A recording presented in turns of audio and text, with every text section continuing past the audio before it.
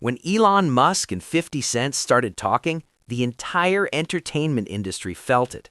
And here's what nobody's telling you. Diddy isn't the mastermind. He's the smokescreen.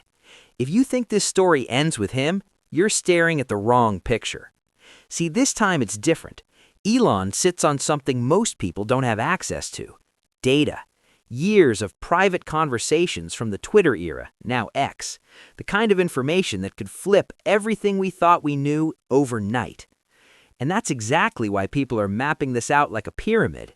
At the bottom, Jay-Z and Beyoncé. In the middle, the gatekeepers, Oprah, Clive Davis.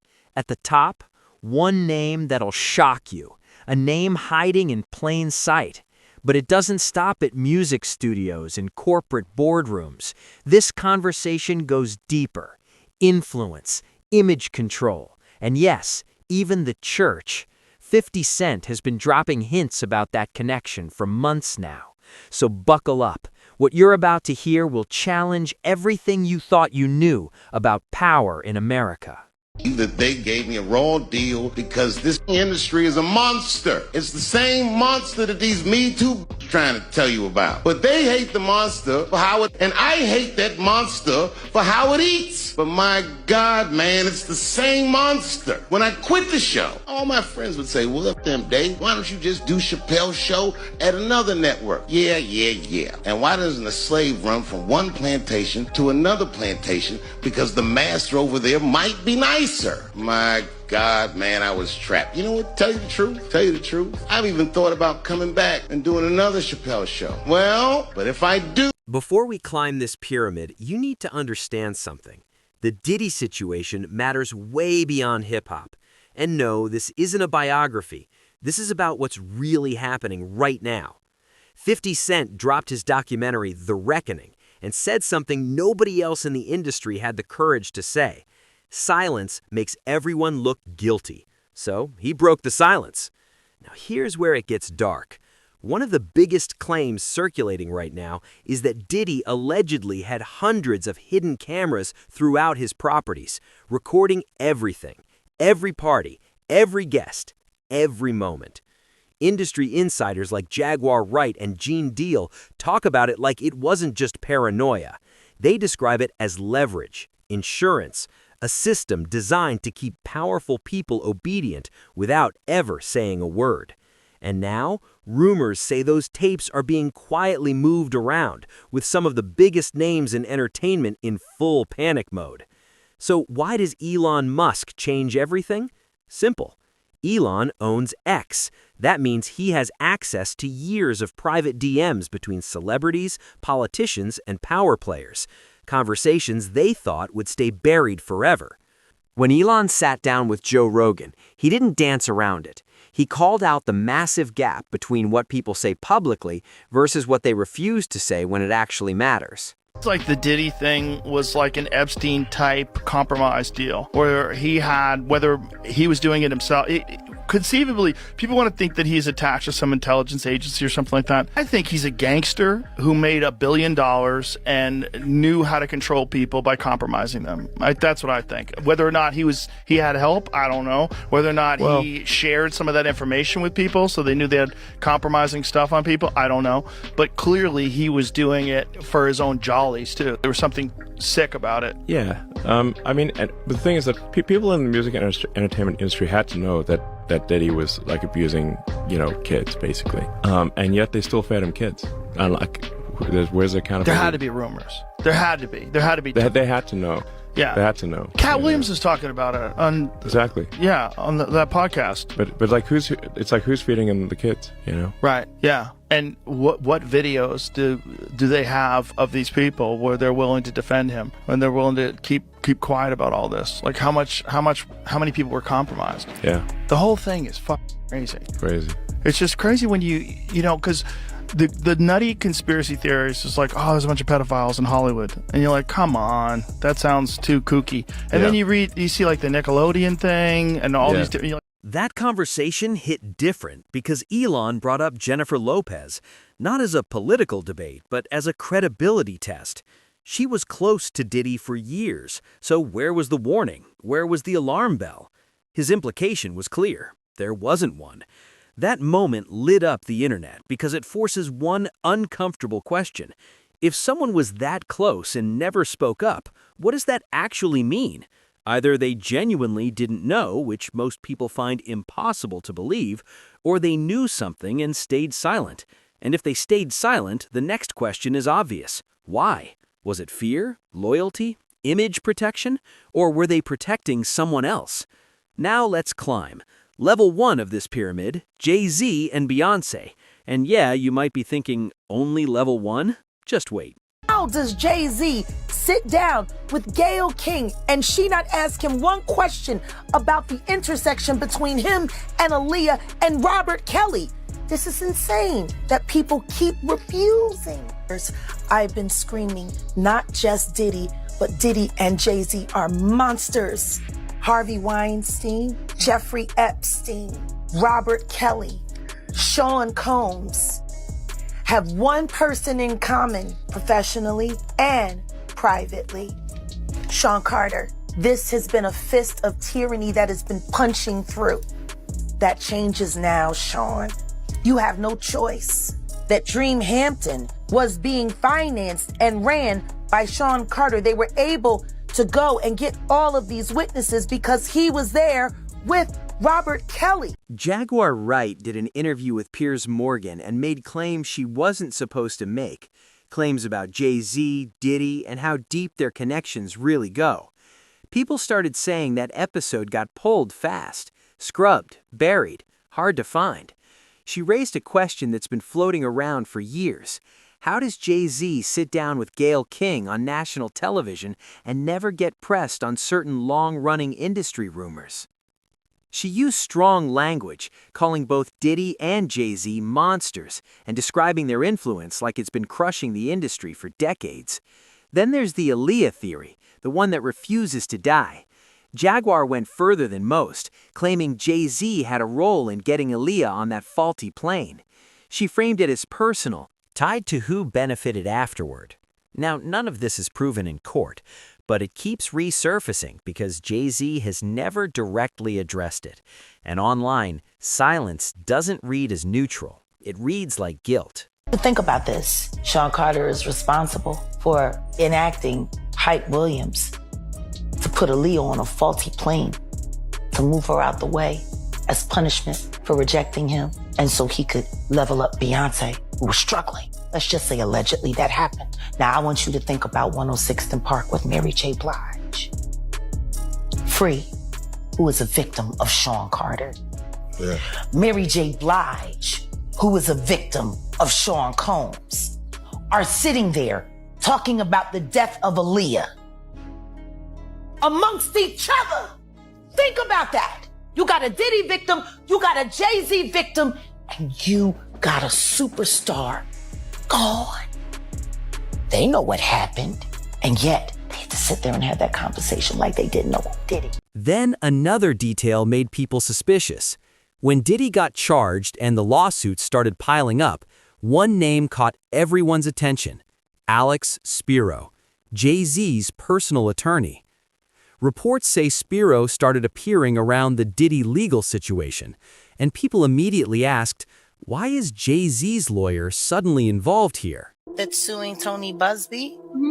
Spiro is a partner, and Alex Spiro is Jay-Z's personal lawyer. Oh, so it's probably Jay-Z then that's doing the suing. Of course they've used Kevin's name, but it ain't Kevin. Why is Alex Spiro popping up everywhere? What do you think is going on in Hollywood right now? What are you hearing? Because I'm hearing mass panic. Mass panic. So because no one's talking publicly. No, it can't.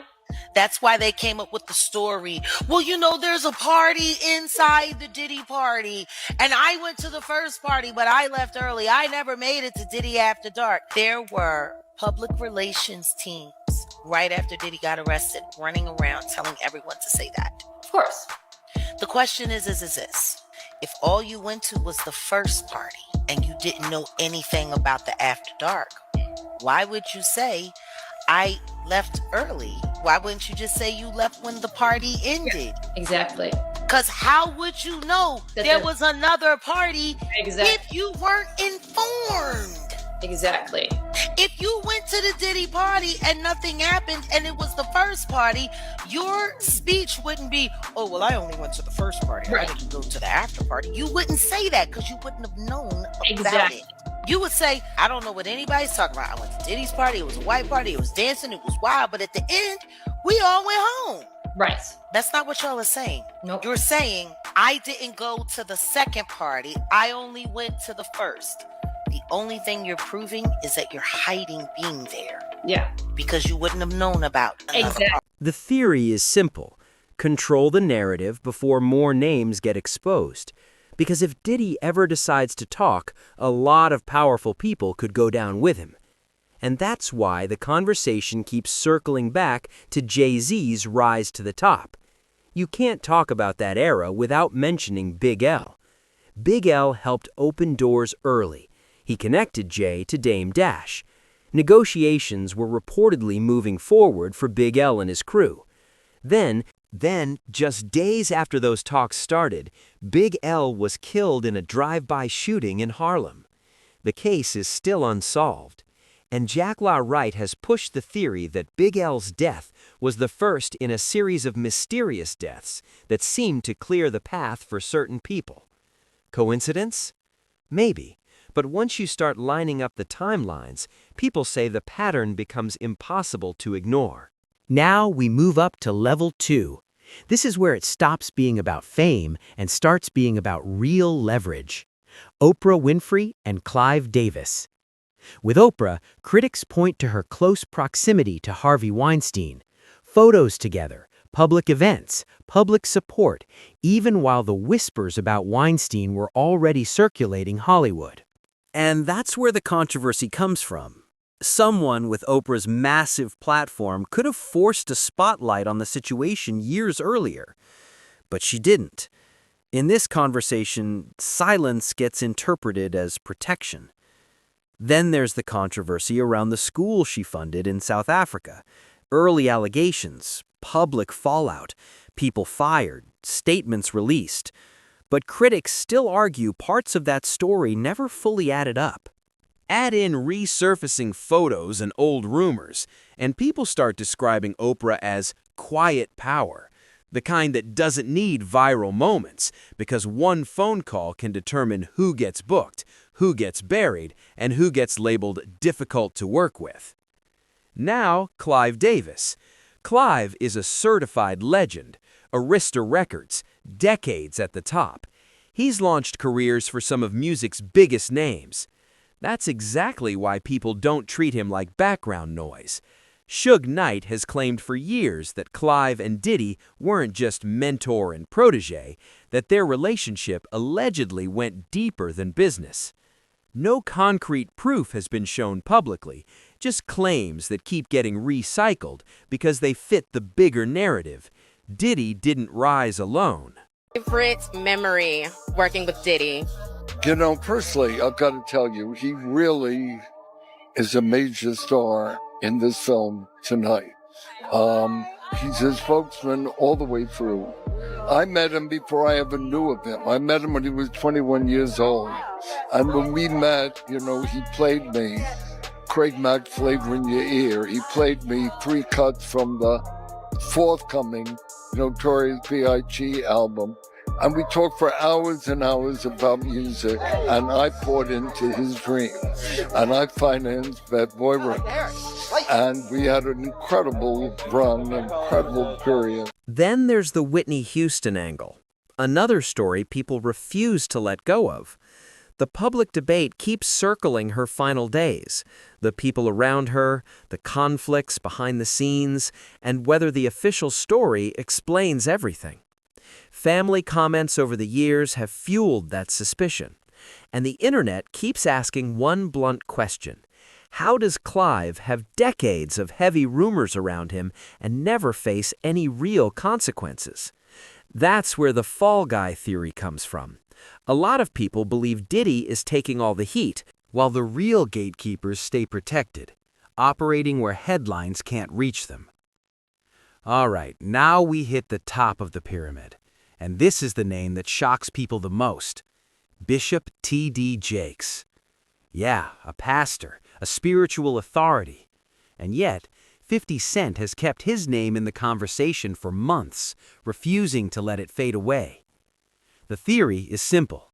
If influence reaches the pulpit, then this isn't just a celebrity problem, it's a systemic issue. The way people frame it is that Diddy needed legitimacy, cover, respectability, someone trusted who could stand near him and make him look clean by association. And that's where some believe T.D. Jakes fits in. People also point to how T.D. Jakes' footage was used in 50's documentary rollout. Clips placed at very specific moments, like a deliberate message. In one segment, when Lil Rod talks about waking up confused after being around Diddy's party circle, viewers notice T.D. Jakes suddenly appearing on screen, talking about love and energy. A lot of people believe that wasn't accidental. They think 50 was sending a signal. Cat Williams calls out Bishop T.D. Jakes and watches T.D. Jakes and Gino Jennings' response. I came in this business saying I was going to expose. When I talked about Michael Jackson, when I talked about R. Kelly, they came for the stage because why would you talk about another black dude? Race is not where the line is drawn. It's God's side and the other side. And we don't care nothing about the other side. Period. Big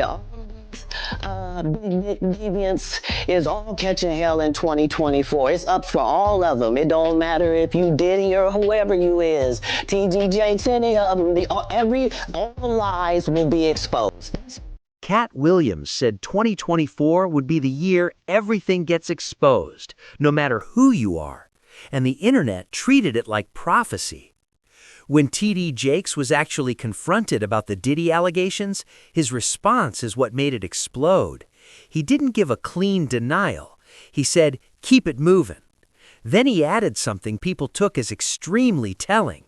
He said even if it were true, he could repent, the power to cover sins. And then he said he didn't even have to repent about this situation. That's why it went nuclear. Because to the public, it didn't sound like innocence. It sounded like deflection. Jaguar Wright threw gasoline on the fire. She said if Bishop Jakes was ever around Diddy's party circle, it could only point to two things: money or access. She framed those environments as leverage zones and claimed there's video and audio evidence in circulation.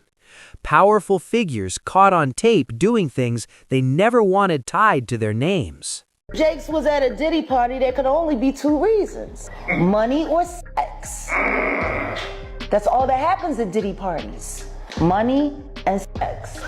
Cassie has turned over substantial amounts of evidence to the feds. I'm told that after Cassie had a long conversation with blank, I have to protect this person. They're going through a lot right now. And her lawyers, she finally was convinced to give up the videotapes and audio recordings that contain. Whether any of that evidence actually exists is the question. But once the public believes receipts are out there, the fear isn't the rumor anymore. It's the possibility of footage surfacing.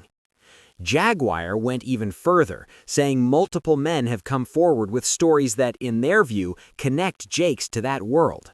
No proof shown publicly, just claims, alleged accounts, and insiders saying legal moves are happening quietly behind the scenes. It keeps spreading because it matches the same pattern people have been screaming about this entire time. Power protects power until it can't anymore. Then Gene Deal added his perspective. He questioned why a religious leader would even be in proximity to parties people describe as anything but wholesome. He said it's difficult to explain that presence unless you're either endorsing the environment or participating in it. And he hinted that tapes may eventually surface. When they do, he says the conversation won't be speculation anymore. Diddy and T.D. Jakes. Man, what I think about it is this, when I grew up in the church, the sinners was not supposed to have the same atmosphere with the saints. You had to be able to separate the two. So I'm looking at him as a saint going to a party that ain't nothing but sin. Drinking, maybe fornication, man on man, woman on woman, he on she. but maybe he there to lay some hands on somebody. Maybe he there to save some souls.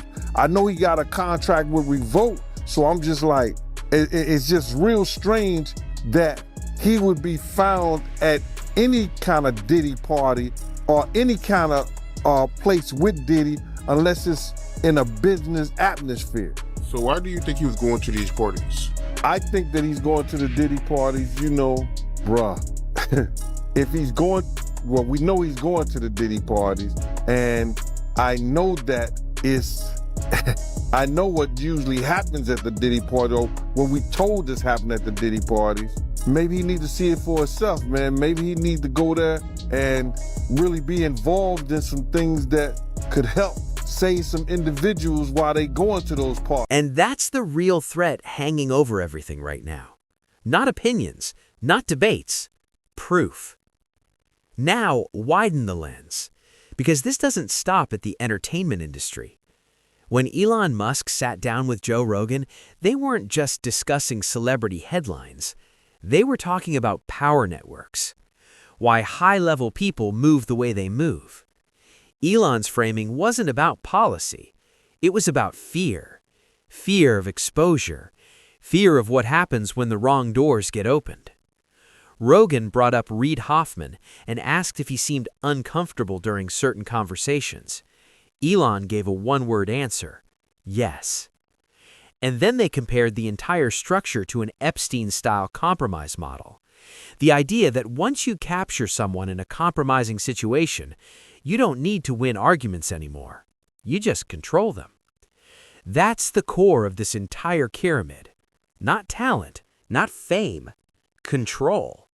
And once you see it that way, a lot of things start making sense. Why certain people never speak out. Why certain stories vanish overnight. Why certain names stay protected no matter how loud the noise gets.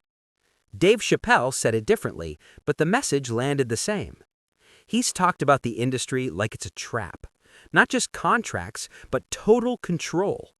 When people asked why he didn't just take his show to another network, he compared it to running from one plantation to another. Different master, same chains. So if someone that successful felt boxed in, what does that say about everyone else just trying to survive inside the machine? This story isn't over. More names are going to get dragged into the light. More footage rumors will surface. More untouchables will suddenly look very touchable. So here's the real question I want you to think about. Do you actually believe T.D. Jakes is at the top of this pyramid? Or is he just one more layer hiding whoever really sits above him? The internet is already naming the next targets: Meek Mill, Ashton Kutcher, Naomi Campbell. The list keeps growing, and people think the walls are finally closing in. Some believe this goes even higher than entertainment and religion, into politics, into tech, into levels of power most of us can't even see. What we do know is this: when people with nothing to lose start talking, the powerful get nervous. When platforms like X hold years of deleted messages, the narrative shifts. And when documentary filmmakers like 50 Cent refuse to stay quiet, cracks start forming in walls that were supposed to be unbreakable. The question isn't whether more will come out, it's when and who falls next. Drop your thoughts in the comments. Tell me, do you think this pyramid goes even higher? And if it does, who do you think is really at the top? Because one thing's for sure, 2024 opened doors that a lot of powerful people wanted to keep closed. And now that they're open, there's no shutting them again. We'll be here covering every twist as this unfolds. See you in the next one.